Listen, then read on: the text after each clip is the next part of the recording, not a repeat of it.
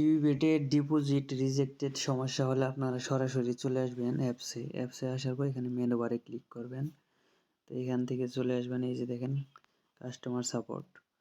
তো এখান থেকে আপনার এই যে চ্যাট অপশন আছে, এখানে মেসেজ করে সমাধান করতে পারেন। আর আপনার চাইলে এই যে এখান থেকে কন্ট্যাক্ট এখানে ক্লিক করে আপনারা এই যে ইমেল করতে পারবেন। ইমেল করার জন্য অবশ্যই এই যে info@ডিবিটে ইমেইলে করবেন। তো এটার উপর ক্লিক দিবেন। তো এটার উপর ক্লিক দেওয়ার পর দেখেন অটোমেটিক আপনাদের জিমেইলে নিয়ে আসছে। তো এখান থেকে সাবজেক্টে লিখবেন হচ্ছে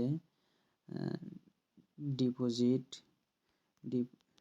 ডিপোজিট প্রবলেম।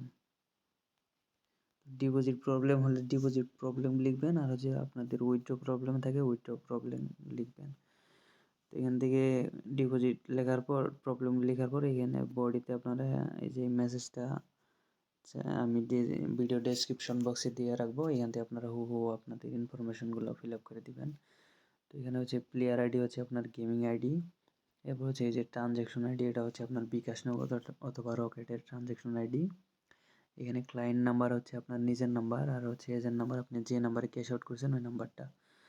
এরপর হচ্ছে এখানে ডেট আর টাইম দিবেন, আর হচ্ছে নিচে অ্যামাউন্ট দিবেন। এরপর আরও নিচে সবার নিচে দিবেন হচ্ছে স্ক্রিনশট কিন্তু মাস্ট দিতে হবে, না দিলে কিন্তু ওরাই করবে না, আপনারটা অ্যাপ্রুভ মানে ওটা কমপ্লিট করে দিবে না। তো এখানে স্ক্রিনশট লেখার পর আপনারা এই যে অ্যাটাচের একটা বাটন আছে, এটা ক্লিক করবেন। তো এখানে অ্যাটাচে ক্লিক করে আপনাদের স্ক্রিনশটটা এখান থেকে সিলেক্ট করে দিবেন। তো এখানে সব কিছু মোটামুটি আরেকবার চেক করে নেবেন। চেক করার পরে এখান থেকে আপনার এই যে সেন্ড বাটন আছে এটার উপর ক্লিক করবেন। তো এটার উপর ক্লিক করার পর এখানে মেলটা সেন্ড হয়ে যাবে। এরপর হচ্ছে আপনার ওরা 10 থেকে 12 ঘন্টার পর আপনার একটা অ্যান্সার দিবে, আর হচ্ছে আপনার এই মেল করার পরে টাকাটা হচ্ছে 24 থেকে 48 ঘন্টার মধ্যে আপনার অ্যাকাউন্টে চলে আসবে।